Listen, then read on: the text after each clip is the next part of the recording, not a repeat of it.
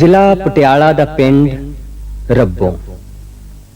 ਰੱਬੋਂ ਪਿੰਡ ਵਿੱਚ 7 ਚੁਬਾਰਿਆਂ ਵਾਲਾ ਘਰ, ਜਿੱਥੇ ਤੱਕੜੀਆਂ ਵਿੱਚ ਸੋਨਾ ਤੁਲਦਾ ਸੀ, ਜਿੱਥੇ ਸਰਦਾਰ ਹਜ਼ੂਰਾ ਸਿੰਘ ਵਰਗਾ ਰੋਬ ਦਾਵ ਵਾਲਾ ਬਾਬਾ ਸੀ, ਤੇ ਇਸ ਘਰ ਦੀ ਮਾਲਕਣ ਸੋਹਣੀ ਤੇ ਹਲੀਮ ਜਹੀ ਦਾਦੀ ਸੀ, ਜਿਹੜੀ ਇੰਨੀਆਂ ਦੌਲਤਾਂ ਦੇ ਹੁੰਦਿਆਂ ਸੁੰਦਿਆਂ ਵਿਹੜੇ ਵਿੱਚ ਨੰਗੇ ਪੈਰੀਂ ਤੁਰਦੀ ਸੀ। ਦੌਲਤ ਨੂੰ ਤਾਂ ਉਹ ਹੱਥ ਲਾਉਣੋਂ ਵੀ ਡਰਦੀ ਸੀ।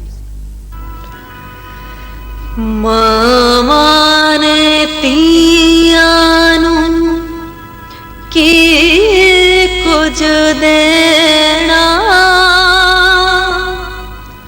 ਹੰਝੂਆਂ ਚ ਭਿੱਜੀਆਂ ਸੀਸਾਂ,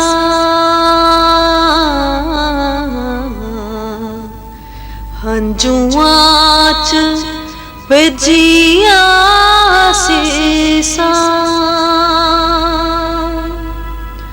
ਹਿਕੜੀ ਨੂੰ ਹੋਕਾ ਤੇ ਹਾਰ ਸੋਨੇ ਦਾ, ਇਹੀ ਨੇ ਧੀਏ ਤੌਫੀਕਾਂ,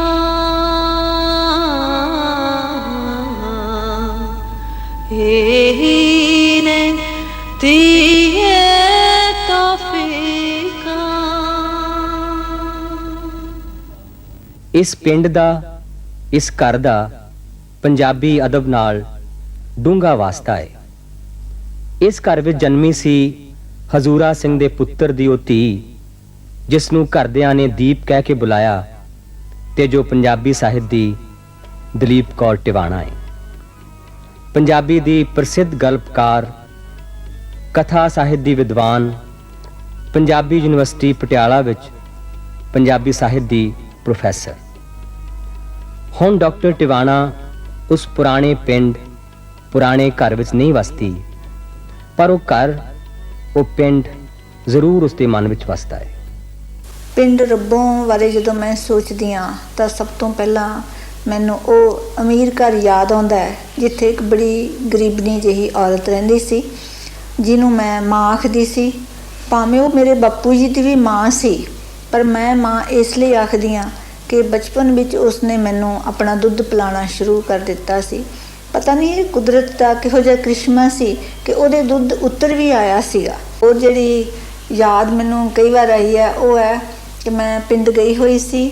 ਬਾਬਾ ਜੀ ਨੇ ਮੈਨੂੰ ਕਿਹਾ ਕਿ ਬਾਹਰੋਂ ਬਦਰੇ ਗੁੱਜਰ ਨੂੰ ਬੁਲਾ ਲਿਆ। ਮੈਂ ਜਾ ਕੇ ਕਿਹਾ, ਬਦਰਿਆ ਤੈਨੂੰ ਬਾਬਾ ਜੀ ਬੁਲਾਉਂਦੇ ਨੇ। ਉਹ ਬੋਲਿਆ ਨਾ। ਮੈਂ ਸੋਚਿਆ ਇਹਨੂੰ ਸੁਣਿਆ ਨਹੀਂ। ਮੈਂ ਫਿਰ ਕਿਹਾ, ਬਦਰਿਆ ਤੈਨੂੰ ਬਾਬਾ ਜੀ ਬੁਲਾਉਂਦੇ ਨੇ।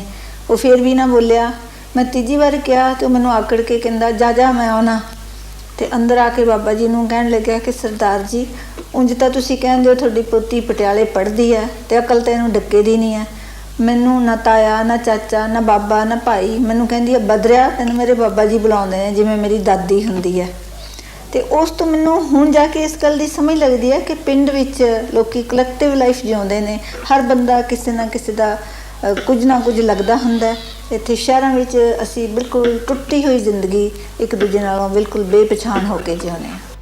ਮਹਿੰਦਰਾ ਕਾਲਜ ਪਟਿਆਲਾ ਵਿੱਚ ਪੰਜਾਬੀ ਦੀ MA ਕਰਨ ਤੱਕ ਦਲੀਪ ਟਿਵਾਣਾ ਕਿੰਨੇ ਹਾਦਸਿਆਂ ਦੀ ਧੁੱਪ ਚੋਂ ਗੁਜ਼ਰ ਚੁੱਕੀ ਸੀ, ਤੇ ਇਸ ਧੁੱਪ ਦੀ ਤਪਸ਼ ਤੋਂ ਬਚਣ ਲਈ ਉਸਨੇ ਸ਼ਬਦਾਂ ਦੀ ਛਾਂ ਦਾ ਆਸਰਾ ਭਾਲ ਲਿਆ ਸੀ।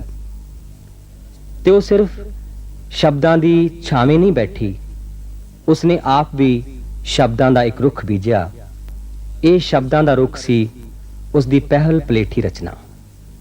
ਮਹਿੰਦਰਾ ਕਾਲਜ ਤੋਂ ਮੈਂ MA ਕੀਤੀ। BA 'ਚ ਮੈਂ ਇੱਥੇ ਦਾਖਲ ਹੋਈ ਸੀ। ਪ੍ਰਿੰਸੀਪਲ ਤੇਜਾ ਸਿੰਘ ਉਦੋਂ ਇੱਥੋਂ ਦੇ ਪ੍ਰਿੰਸੀਪਲ ਹੁੰਦੇ ਸੀਗੇ। ਮੈਂ ਪਹਿਲੀ ਲੜਕੀ ਸੀ ਜਿਹਨੇ MA 'ਚੋਂ ਯੂਨੀਵਰਸਿਟੀ 'ਚੋਂ ਫਸਟ ਰਹਿ ਕੇ ਲੋਕਾਂ ਨੂੰ ਹੈਰਾਨ ਕੀਤਾ ਸੀ।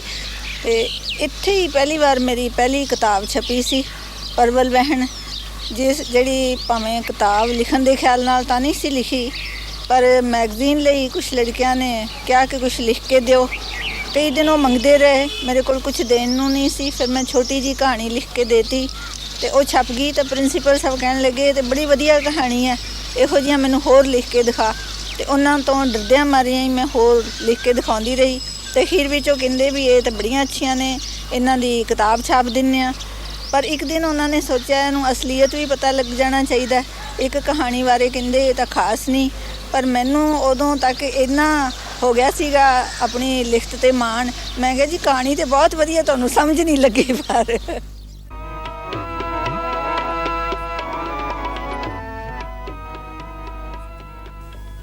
ਕਹਾਣੀਆਂ ਨੇ ਦਲੀਪ ਕੌਰ ਟਿਵਾਣਾ ਨੂੰ ਆਪਣੇ ਹੀ ਖਾਸ ਅੰਦਾਜ਼ ਵਾਲੀ ਕਹਾਣੀਕਾਰ ਦੇ ਤੌਰ ਤੇ ਸਥਾਪਿਤ ਕੀਤਾ।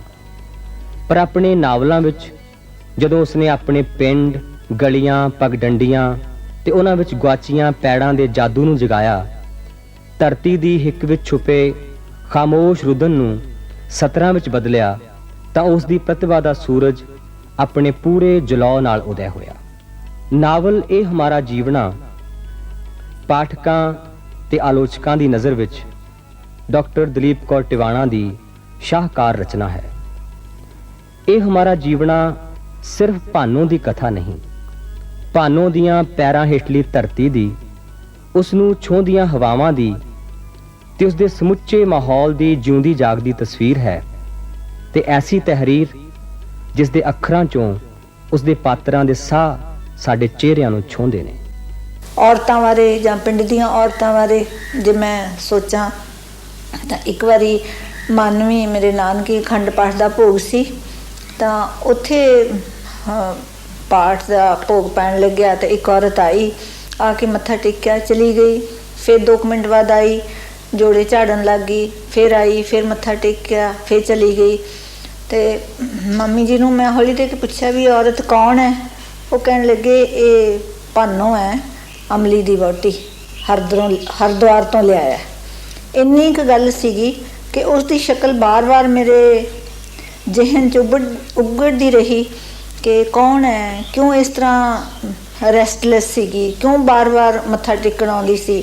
ਤੇ ਹੌਲੀ-ਹੌਲੀ ਮਨ 'ਚ ਉਹ ਇੱਕ ਪੂਰਾ ਪਾਤਰ ਸਿਰਜਿਆ ਗਿਆ ਤੇ ਭਾਨੋ ਦੀ ਸ਼ਕਲ ਵਿੱਚ ਉਹ ਇਹ ਹਮਾਰਾ ਜੀਵਨਾਂ ਦੀ ਨਾਇਕਾ ਬਣ ਗਈ।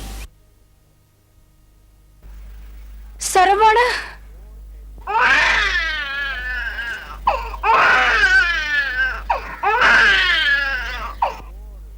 ਮੈਨੂੰ ਰਾਤ ਸੁਪਨੇ 'ਚ ਸਰਵਣ ਦਿਖਾਈ ਦਿੱਤਾ, ਜਿਵੇਂ ਕਹਿੰਦਾ ਹੋਵੇ ਭਾਨੋ ਮੈਂ ਤਾਂ ਤੈਨੂੰ ਟੋਲਦਾ ਮਰ ਗਿਆ, ਮੈਨੂੰ ਪਾਣੀ ਤਾਂ ਪਿਲਾ ਦੇ, ਮੈਂ ਤਾਂ ਬਾਹਲੇ ਇੱਥੇ ਆਇਆ ਹੈ। ਇਹ ਤਾਂ ਪਿਲਾਤਾ ਪਾਣੀ ਕਾਹਨੂੰ? ਉਹਦੇ ਮੁਰਗੇ ਨੇ ਵਾਂਗ ਦੇਤੀ, ਮੇਰੀ ਅੱਖ ਖੁੱਲ ਗਈ। ਚੰਗਾ ਹੋਇਆ, ਮੁਰਦੇ ਨੂੰ ਕੁਝ ਖਿਲਾਉਣਾ ਪਿਲਾਉਣਾ ਤਾਂ ਬਾਹਲਾ ਹੀ ਮਾੜਾ ਹੁੰਦਾ। ਚੰਗਾ ਹੋਵੇ ਚਾਹੇ ਮਾੜਾ, ਸਰਵਣ ਨੂੰ ਸੁਪਨੇ 'ਚ ਦੇਖ ਕੇ ਮੇਰਾ ਜੀ ਰਾਜੀ ਹੋ ਗਿਆ। ਚੰਦਰਾ ਜਾਦਾ ਮਰਿਆ ਹੈ, ਮੁੜ ਕੇ ਦਿਖਾਈ ਕਿਹੜਾ ਦਿੱਤਾ ਹੈ? ਕਿਉਂ ਨਹੀਂ, ਜਿੱਥੇ ਵੀ ਹੋਊ ਅੰਦਰ ਤਾਂ ਉਹਦੇ ਵੀ ਪੁੱਜਦਾ ਹੋ, ਫੇਰ ਵੀ ਤੇਰੇ ਘਰ ਵਾਲਾ ਤੀ, ਪਰ ਮਰਿਆਂ ਦਾ ਤਾਂ ਮੋਹ ਮਾੜਾ। ਉਹ ਜੇ ਦੇਖਿਆ ਜਾਵੇ ਤਾਂ ਉਹਨਾਂ ਦੇ ਵੀ ਕਿਹੜਾ ਕੁਛ ਬਸ ਰਹਿ ਜਾਂਦਾ, ਹਵਾ ਹੁੰਦੀ ਹੈ, ਭਟਕਦੀ ਫਿਰਦੀ ਰਹਿੰਦੀ ਹੈ।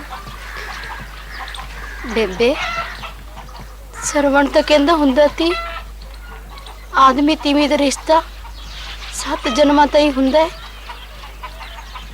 ਪਰ ਇਹ ਗੱਲ ਤਾਂ ਜਮਾਂ ਝੂਠ ਨਿਕਲੀ ਉਹਦੀ। ਥੋੜੇ ਭਾਨੂੰ, ਮਰ ਗਿਆਂ ਦੀਆਂ ਗੱਲਾਂ ਮਰ ਗਿਆਂ ਦੇ ਨਾਲੇ ਚਲੇ ਜਾਣੀਆਂ ਚਾਹੀਦੀਆਂ ਨੇ।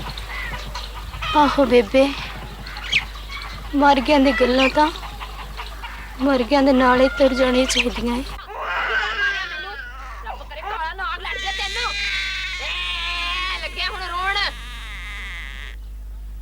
ਭਗਵੰਤੀ ਕੀ ਹੋਇਆ? ਕਾਲ ਨੂੰ मैं आपे बना लूंगी, चुप कर। दुखी घर मारिया लगाना दे काला मर जावे काला, चुप कर। अगे लोकी ने टिकन दे सीधी ने झाड़ की मेरी जान है। देख भानु,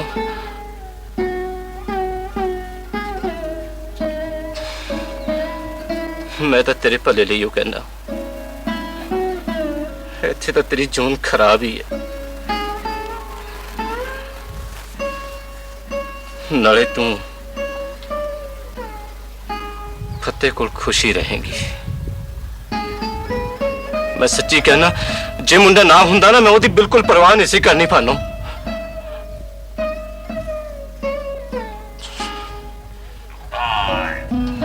ਬੰਦੇ ਦੇ ਇਖਤਿਆਰ ਕੁਝ ਨਹੀਂ ਹੁੰਦਾ। ਜਿੱਥੋਂ ਦਾ ਅੰਜਰ ਲਿਖਿਆ ਉਹ ਹਰ ਹਿੱਲੇ ਚੁਗਣਾ ਹੈ। ਇਹ ਹਮਾਰਾ ਜੀਵਨਾ ਇੱਕ ਲਿਰਿਕਲ ਟਾਈਪ ਦੀ ਰਚਨਾ ਹੈ, ਜਿਸ ਕਰਕੇ ਲੋਕਾਂ ਦੀ ਰੂਹ ਨੂੰ ਛੂ ਜਾਂਦੀ ਹੈ ਤੇ ਉਹਨਾਂ ਨੂੰ ਅੱਛੀ ਲੱਗੀ ਹੈ।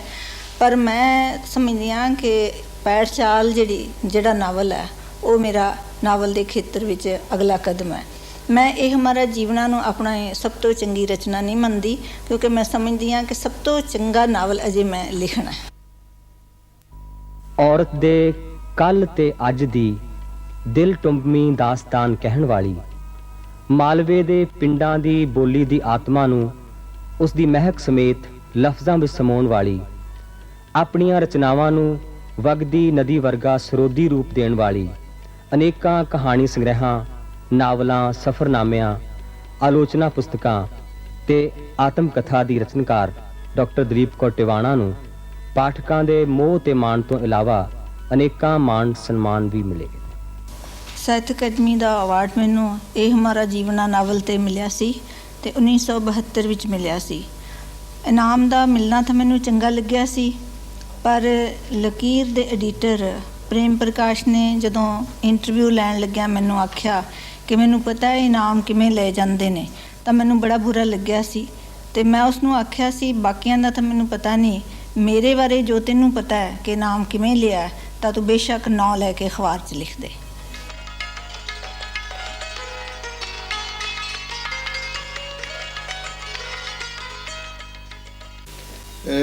ਇੱਕ ਵਾਰੀ ਤੁਸੀਂ ਸਾਹਿਤ ਅਕਾਦਮੀ ਦੇ ਇਨਾਮ ਬਾਰੇ ਕਿਹਾ ਸੀ ਕਿ ਬਈ ਇੰਨੇ ਕੁ ਦੀਆਂ ਤਾਂ ਸਾਡੇ ਛਿੱਟੀਆਂ ਹੋ ਜਾਂਦੀਆਂ।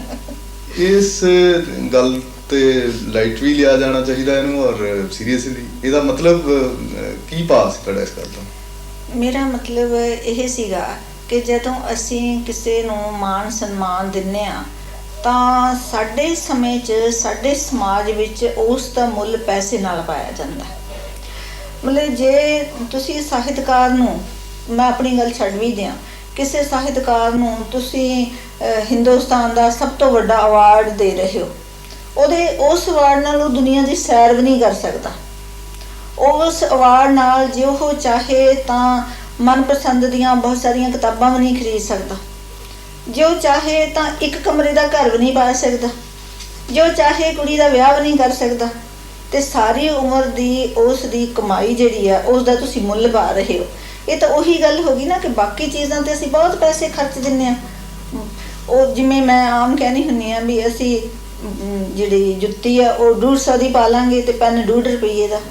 ਜੇ ਅਸੀਂ ਬਾਕੀ ਥਾਵਾਂ ਤੇ ਪੈਸੇ ਬਹੁਤ ਖਰਚ ਸਕਦੇ ਹਾਂ ਤਾਂ ਇਸ ਪਾਸੇ ਇੰਨਾ ਕਮਜ਼ਲੀ ਕਿਉਂ ਰੱਖਣੀ ਹੋਈ ਕਿ ਅਵਾਰਡ ਦੇਣ ਲੱਗਿਆ ਤੇ 5000 ਦਾ ਦਿੱਤਾ ਜੀ। ਸੋ ਇਸ ਲਿਹਾਜ਼ ਨਾਲ ਮੈਂ ਕਿਹਾ ਸੀ ਵੀ ਇੰਨੇ ਅਵਾਰਡ ਜਿਹੜੇ ਨੇ ਤਾਂ ਮਜ਼ਾਕ ਜਿਹਾ ਲੱਗਦੇ ਨੇ। ਕਿਸੇ ਵੀ ਸਾਹਿਤਕਾਰ ਕੋਲ ਉਸ ਦੀਆਂ ਕਿਤਾਬਾਂ ਦੇ ਸਫ਼ਿਆਂ ਤੇ ਕਿਰੇ ਉਸ ਦੇ ਪਾਠਕਾਂ ਦੇ ਅੱਥਰੂ ਨਹੀਂ ਪਹੁੰਚਦੇ। ਉਸ ਕੋਲ ਕਦੀ ਉਹਨਾਂ ਸਾਰੇ ਫੁੱਲਾਂ ਦੀ ਖੁਸ਼ਬੂ ਨਹੀਂ ਅੱਪੜਦੀ ਜਿਹੜੇ ਫੁੱਲ ਉਸ ਦੀ ਰਚਨਾ ਪੜ੍ਹਨ ਹਾਰਿਆਂ ਦੇ ਮਨਾਂ ਵਿੱਚ ਖਿੜੇ। ਪਰ ਉਸ ਕੋਲ ਅਕਸਰ ਪਹੁੰਚਦੇ ਨੇ ਆਲੋਚਕਾਂ ਦੇ ਫਤਵੇ ਤੇ ਉਸ ਨੂੰ ਪਰਿਭਾਸ਼ਾ ਵਿੱਚ ਬੰਨ੍ਹਣ ਦੀ ਕੋਸ਼ਿਸ਼ ਕਰਨ ਵਾਲੇ ਫਿਕਰੇ। ਪੰਜਾਬੀ ਵਿੱਚ ਕ੍ਰੀਏਟਿਵ ਕਿਸਮ ਦੀ ਆਲੋਚਨਾ ਹਾਲੇ ਪੈਦਾ ਹੀ ਨਹੀਂ ਹੋਈ। ਸਾਡੇ ਕੋਲੇ ਅਜੇ ਬੈਂਜਾਮਿਨ ਵਰਗਾ ਜਾਂ ਬਾਖਤਿਨ ਵਰਗਾ ਆਲੋਚਕ ਹੀ ਕੋਈ ਨਹੀਂ ਹੈਗਾ।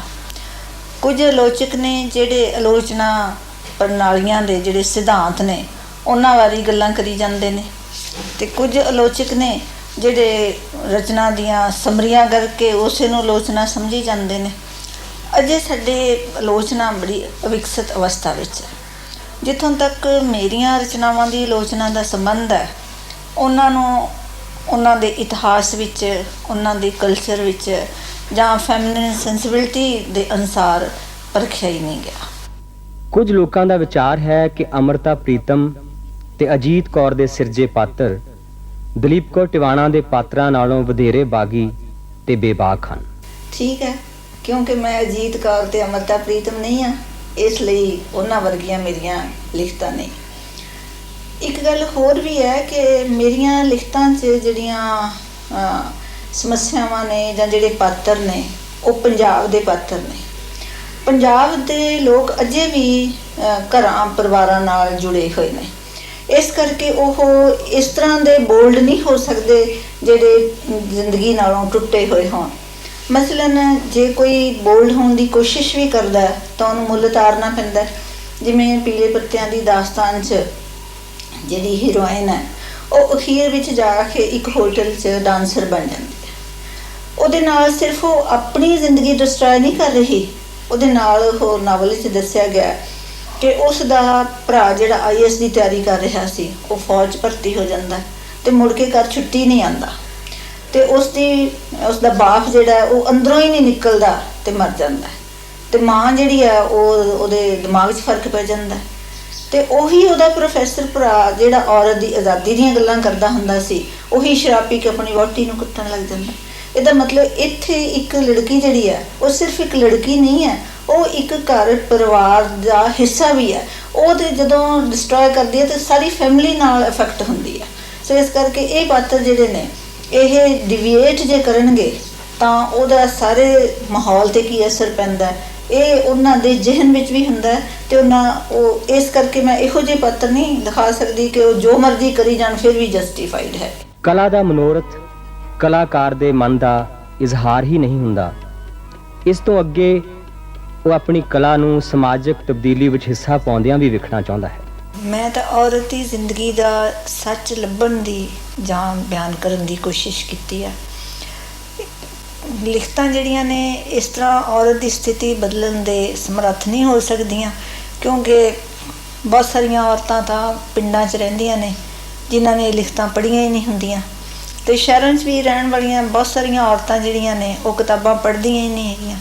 ਸੋ ਇਸ ਕਰਕੇ ਇਹ ਨਹੀਂ ਕਿ ਇਹਨਾਂ ਲਿਖਤਾਂ ਨੇ ਔਰਤ ਦੀ ਕੋਈ ਸੋਚ ਬਦਲੀ ਹੈ, ਮੈਂ ਤਾਂ ਸਗੋਂ ਔਰਤ ਦੀ ਜ਼ਿੰਦਗੀ ਦਾ ਅੱਜ ਦਾ ਜੋ ਸੱਚ ਹੈ ਉਸ ਨੂੰ ਬਿਆਨ ਕਰਨ ਦੀ ਕੋਸ਼ਿਸ਼ ਕੀਤੀ। ਹਰ ਰਚਨਾਕਾਰ ਦੀ ਲਿਖਣ ਸ਼ੈਲੀ ਵਿਲੱਖਣ ਹੁੰਦੀ ਹੈ, ਇਸੇ ਤਰ੍ਹਾਂ ਉਸ ਦੀ ਰਚਨਾ ਪ੍ਰਕਿਰਿਆ ਵੀ ਤੇ ਲਿਖਣ ਵੇਲੇ ਦੇ ਅਹਿਸਾਸ ਤੇ ਲੋੜਾਂ ਵੀ। ਲਿਖਣ ਵਾਸਤੇ ਮੈਨੂੰ ਸਿਰਫ ਵਧੀਆ ਜਿਹੇ ਕਾਗਜ਼ ਚਾਹੀਦੇ ਹੁੰਦੇ ਨੇ ਅਤੇ ਇੱਕ ਪੈਨ ਚਾਹੀਦਾ ਹੁੰਦਾ ਜਿਹੜਾ ਬੜਾ ਅੱਛੀ ਸਪੀਡ ਨਾਲ ਲਿਖਦਾ ਹੋਵੇ। ਬਾਕੀ ਹੋਰ ਮੇਰੀ ਕੋਈ ਲੋੜ ਨਹੀਂ ਹੈਗੀ ਕਿ ਕਿਹੋ ਜਿਹਾ ਮਾਹੌਲ ਹੋਵੇ ਜਾਂ ਕਿਹੋ ਜਿਹਾ ਆਲਾ ਦੁਆਲਾ ਹੋਵੇ, ਕਿਉਂਕਿ ਮੈਨੂੰ ਕੋਈ ਫਰਕ ਨਹੀਂ ਪੈਂਦਾ ਅਗਰ ਵਿੱਚੋਂ ਰੌਲਾ ਵੀ ਪਈ ਜਾਂਦਾ ਜਾਂ ਵਿੱਚ ਬੱਚੇ ਸ਼ੋਰ ਪਾਈ ਜਾਂਦੇ ਨੇ ਜਾਂ ਗੈਸਟ ਆ ਜਾਂਦੇ ਨੇ ਜਾਂ ਸਟੂਡੈਂਟ ਆ ਜਾਂਦੇ ਨੇ, ਉੱਥੇ ਮੈਂ ਛੱਡ ਕੇ ਦੁਬਾਰਾ ਉਹਨੂੰ ਲਿਖਣਾ ਸ਼ੁਰੂ ਕਰ ਲੈਂਦੀ ਹਾਂ। ਕਿਉਂਕਿ ਮੈਂ ਤਾਂ ਜਿੰਨੇ ਵੀ ਨਾਵਲ ਲਿਖੇ ਨੇ ਉਹ ਸਾਰੇ ਹੀ ਮਤਲਬ 5-5 ਦਿਨ 'ਚ ਲਿਖੇ ਨੇ। ਮਤਲਬ ਮੰਡੇ ਨੂੰ ਸ਼ੁਰੂ ਕਰਕੇ ਸੋਮਵਾਰ ਨੂੰ ਸ਼ੁਰੂ ਕਰਕੇ ਸ਼ਨੀਚਰਵਾਰ ਤੱਕ ਮੈਂ ਨਾਵਲ ਖ਼ਤਮ ਕਰ ਦਿੰਦੀ ਹਾਂ। ਇੱਕ ਵਾਰੀ ਮੈਨੂੰ ਮਨੇਸ਼ ਪਿੰਡ ਨੇ ਕਿਹਾ ਕਿ ਤੁਸੀਂ ਮਿਹਨਤ ਨਹੀਂ ਕਰਦੇ ਆਪਣੇ ਕੰਮ 'ਤੇ, ਤੁਸੀਂ ਅਗਰ ਮਿਹਨਤ ਕਰੋ ਇਸ ਨਾਲੋਂ ਕਿਤੇ ਵਧੀਆ ਲਿਖ ਸਕਦੇ ਹੋ। ਅਤੇ ਮੈਂ ਕਿਹਾ ਚਲੋ ਠੀਕ ਹੈ। ਇੱਕ ਨਾਵਲ ਨੂੰ ਮੈਂ ਦੂਸਰੀ ਵਾਰ ਲਿਖਿਆ, ਤੀਸਰੀ ਵਾਰ ਲਿਖਿਆ, ਚੌਥੀ ਵਾਰ ਲਿਖਿਆ ਦਿਖਾ ਕੇ, ਪੰਜਵੀਂ ਵਾਰ ਲਿਖਿਆ ਤਾਂ ਕਹਿੰਦੇ ਨਹੀਂ ਫਸਟ ਵਾਰੀ ਜਿਹੜਾ ਲਿਖਿਆ ਸੀ ਉਹੀ ਵਧੀਆ ਸੀਗਾ, ਇਹ ਰਹਿਣ ਦਿਓ ਤੁਸੀਂ, ਤੁਹਾਡੇ ਵੱਸ ਦੀ ਗੱਲ ਨਹੀਂ। ਸੋ ਮੈਂ ਕੋਈ ਪਲਾਨ ਕਰਕੇ ਸੋਚ ਕੇ ਨਹੀਂ ਲਿਖਦੀ ਵੀ ਇਸ ਫੈਸ਼ਨ ਅਨੁਸਾਰ ਇਸ ਅੱਜ ਕੱਲ੍ਹ ਦੀ ਰੌਂ ਅਨੁਸਾਰ ਲੋੜਾਂ ਅਨੁਸਾਰ ਲਿਖਣਾ। ਮੇਰਾ ਤਾਂ ਜਿਹੜਾ ਅਚੇਤ ਮਨ ਹੈ ਉਹੀ ਸਾਰੀ ਉਹਦੀ ਪਲੈਨਿੰਗ ਕਰਦਾ, ਉਹੀ ਉੱਥੇ ਸਿਰਜਣਾ ਜਿਹੜੀ ਹੈ ਉਹ ਤਿਆਰ ਹੋ ਕੇ ਤਾਂ ਸਿਰਫ ਹੱਥਾਂ ਨੂੰ ਲਿਖਣ ਲਈ ਜਿਵੇਂ ਮਨ ਕਹਿੰਦਾ ਤੇ ਮੈਂ ਲਿਖ ਦਿੰਦੀ ਹਾਂ।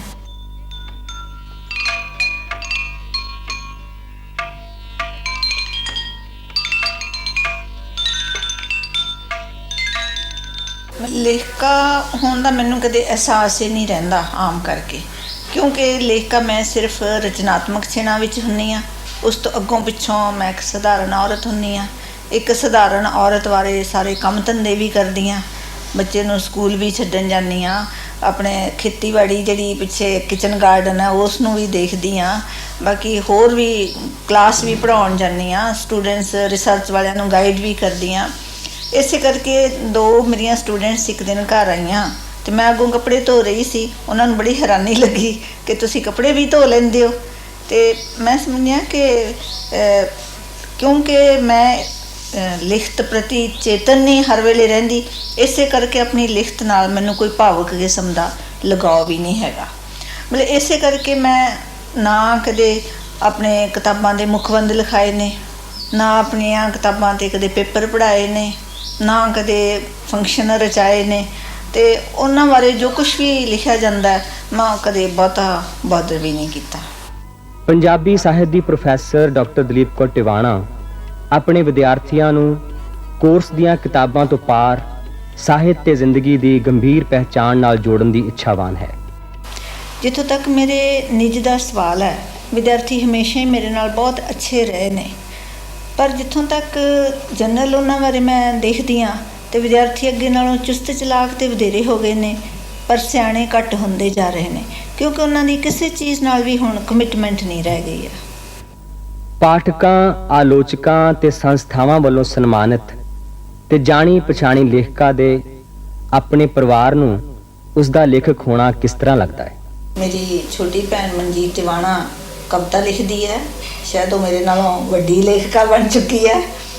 ਤੇ ਬਾਕੀ ਮੇਰਾ ਬ੍ਰਦਰ ਹੈ, ਉਂਝ ਭਾਵੇਂ ਆਰਮੀ 'ਚ ਹੈ, ਬਰਿੰਦਰ ਟਿਵਾਣਾ, ਪਰ ਜਦੋਂ ਉਹਦੀ ਨਾਗਾਲੈਂਡ ਬਦਲੀ ਸੀ ਤੇ ਉਹਦੇ ਕੋਲ ਕੰਮ ਕੋਈ ਨਹੀਂ ਸੀ ਉੱਥੇ, ਤਾਂ ਉਹ ਆਪਣੇ ਜਵਾਨਾਂ ਨੂੰ ਕਹਿੰਦਾ ਸੀ ਹੋਰ ਕੁਛ ਨਾ ਕਰੋ, ਇੱਥੇ ਕਾਗਜ਼ਾਂ ਤੇ ਸ਼ੇਰ ਲਿਖਣਾ, ਦਰਖਤਾਂ ਤੇ ਟੰਗੀ ਜਾਓ। ਆਪਣੇ ਮਗਰੋਂ ਜਦੋਂ ਕੋਈ ਇੱਥੇ ਆਇਆ ਨਾ ਉਹ ਸ਼ੇਰ ਲੱਭਣਗੇ।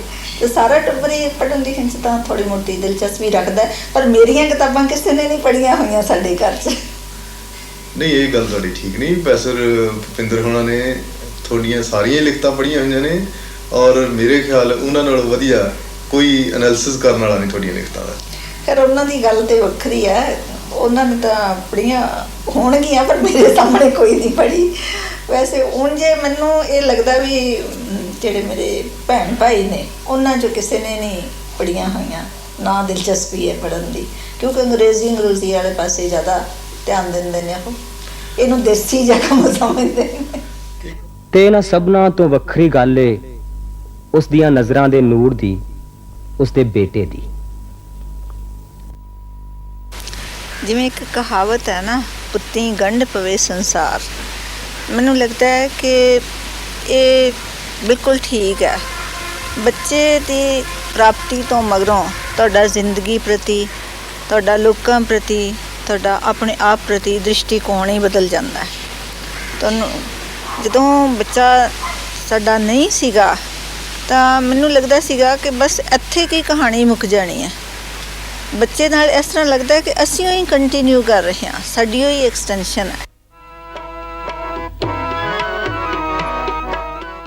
ਹਾਂ, ਮੈਨੂੰ ਵੀ ਆਪਣੇ ਪਤੀ ਨਾਲ ਗਿਲੇ ਸੀਗੇ, ਪਰ ਮੇਰੇ ਬੇਟੇ ਸਿਮਰਨ ਦੀ ਹੋਂਦ ਨੇ ਮੈਨੂੰ ਬਹੁਤ at piece with my self ਕਰ ਦਿੱਤਾ, ਜਿਸ ਕਰਕੇ ਉਹ ਗਿਲੇ ਸ਼ਿਕਵੇ ਬਹੁਤ ਪਿਛਾਂ ਰਹਿ ਗਏ ਨੇ, ਤੁੱਛ ਹੋ ਗਏ ਨੇ। ਹੁਣ ਲਿਖੇ ਹੋਏ ਸਫ਼ਿਆਂ ਦੀ ਚਰਚਾ ਤੋਂ ਬਾਅਦ ਉਹਨਾਂ ਸਫ਼ਿਆਂ ਦਾ ਜ਼ਿਕਰ ਵੀ ਜ਼ਰੂਰੀ ਹੈ ਜਿਹੜੇ ਅਜੇ ਅਣਲਿਖੇ ਨੇ। ਤੇ ਸਫ਼ੇ ਸਿਰਫ ਕਿਤਾਬਾਂ ਕਾਪੀਆਂ ਦੇ ਨਹੀਂ, ਦਿਨਾਂ ਰਾਤਾਂ ਦੇ ਸਫ਼ੇ, ਬਾਕੀ ਰਹਿੰਦੀ ਜ਼ਿੰਦਗੀ ਦੇ ਸਫ਼ੇ। ਇਹ ਤਾਂ ਨਿੱਤ ਇੱਛਾਵਾਂ ਨਵੀਆਂ ਜ਼ਿੰਦਗੀ 'ਚ ਆਉਂਦੀਆਂ ਰਹਿੰਦੀਆਂ ਨੇ, ਉਹ ਪੁੱਗਦੀਆਂ ਰਹਿੰਦੀਆਂ ਨੇ, ਪਰ ਹੁਣ ਮੇਰੀ ਸਭ ਤੋਂ ਵੱਡੀ ਇੱਛਾ ਹੀ ਹੈ ਕਿ ਮੈਂ ਆਪਣੀਆਂ ਸਾਰੀ ਐਨਰਜੀ, ਸਾਰੇ ਜਜ਼ਬਾਤੀ ਜਿਹੜਾ ਪਹਿਲੂ ਹੈ ਤੇ ਸਾਰੀਆਂ ਮੇਰੀਆਂ ਥਾਟਸ ਨੇ, ਉਹਨਾਂ ਨੂੰ ਮੈਂ ਆਪਣੇ ਬੇਟੇ 'ਚ ਇਨਵੈਸਟ ਕਰ ਸਕਾਂ, ਤਾਂ ਜੋ ਉਹ ਵੱਡਾ ਹੋ ਕੇ ਐਕਸਟਰਨਲ ਹਾਰਮਨੀ ਤੇ ਇਨਰ ਪੋਇਜ਼ ਨੂੰ ਪ੍ਰਾਪਤ ਹੋ ਸਕੇ। ਮੈਂ ਜਿਸ ਤਰ੍ਹਾਂ ਆਮ ਅਸੀਂ ਲਿਆ ਹੋਇਆ ਕਿ ਘੱਲੇ ਆਏ ਨਾਨਕਾ ਸੱਦੇ ਉੱਠ ਜਾਏ, ਕਿ ਰੱਬ ਨੇ ਭੇਜੇ ਸੀ ਆ ਗਏ, ਸੱਦੂਗਾ ਚਲੇ ਜਾਵਾਂਗੇ, ਮੈਂ ਇਸ ਗੱਲ ਨੂੰ ਨਹੀਂ ਸਮਝਦੀ। ਮੈਂ ਇਸ ਨੂੰ ਇਉਂ ਲੈਂਦੀ ਹਾਂ ਕਿ ਮਰਨਾ ਜੰਮਣਾ ਸਿਰਫ ਸਾਡੇ ਵੱਸ ਵਿੱਚ ਨਹੀਂ, ਬਾਕੀ ਸਾਰਾ ਕੁਝ ਸਾਡੇ ਵੱਸ ਵਿੱਚ ਹੈ, ਜਿਉਣਾ ਸਾਡੇ ਵੱਸ ਵਿੱਚ ਹੈ। ਇਸ ਕਰਕੇ ਸਾਨੂੰ ਇਹ ਕੌਨਸ਼ੀਅਸ ਚੇਤਨ ਪੱਧਰ 'ਤੇ ਜਿਉਣਾ ਚਾਹੀਦਾ। ਮੈਂ ਤਾਂ ਸਮਝਦੀ ਹਾਂ ਕਿ ਮੈਂ ਆਪਣੀ ਜ਼ਿੰਦਗੀ ਇੱਕ ਕੁਐਸਟ ਤੋਂ, ਭਾਲ ਤੋਂ ਸ਼ੁਰੂ ਕੀਤੀ ਸੀ। ਯਾਤਰਾ ਕਹਾਣੀਆਂ ਦੀ ਕਿਤਾਬ ਦਾ ਨਾਂ ਹੈ, ਤੇ ਉਸ ਤੋਂ ਬਾਅਦ ਨੰਗੇ ਪੈਰਾਂ ਦਾ ਸਫ਼ਰ ਸਵੈ ਜੀਵਨੀ ਹੈ, ਤੇ ਹੁਣ ਪੈਰ ਚਾਲ ਇੱਕ ਨਾਵਲ ਦਾ ਨਾਂ। ਇਹਦਾ ਮਤਲਬ ਸਫ਼ਰ ਜਿਹੜਾ ਉਹ ਅਜੇ ਕੰਟੀਨਿਊ ਕੀਤਾ ਹੋਇਆ ਹੈ।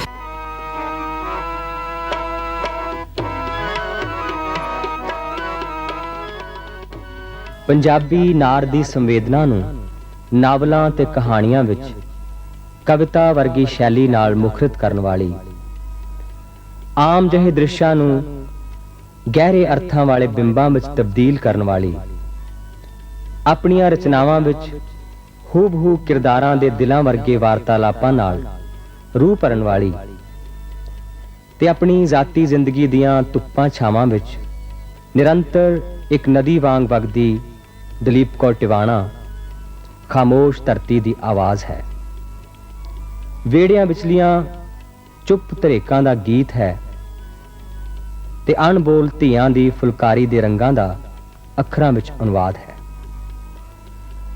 ਉਹ ਸਿਰਫ ਪੁਰਾਣੇ ਪੈਂਡਿਆਂ ਵਿੱਚ ਗੁਆਚੀ ਪੈੜ ਦੀ ਪੇਸ਼ਕਾਰੀ ਨਹੀਂ, ਨਾ ਸਿਰਫ ਪੀਲੇ ਪੱਤਿਆਂ ਦੀ ਦਾਸਤਾਨ, ਸਗੋਂ ਉਹ ਤਾਂ ਐਰ ਵੈਰ ਮਿਲਣ ਵੇਲੇ ਦਾ ਧੁੰਦਲਕਾ ਵੀ ਹੈ ਤੇ ਇਸ ਵਿੱਚੋਂ ਫੁੱਟਦੇ ਨਵੇਂ ਸਮਿਆਂ ਦੀ ਉਸ ਪਗਡੰਡੀ ਦਾ ਅਹਿਸਾਸ ਵੀ, ਜਿਸ ਪਗਡੰਡੀ ਤੇ ਨੰਗੇ ਪੈਰਾਂ ਦੇ ਸਫ਼ਰ ਦੀ ਦੂਰ ਦੇ ਸੱਦਿਆਂ ਤੱਕ ਜਾਂਦੀ ਪੈੜ ਹੈ।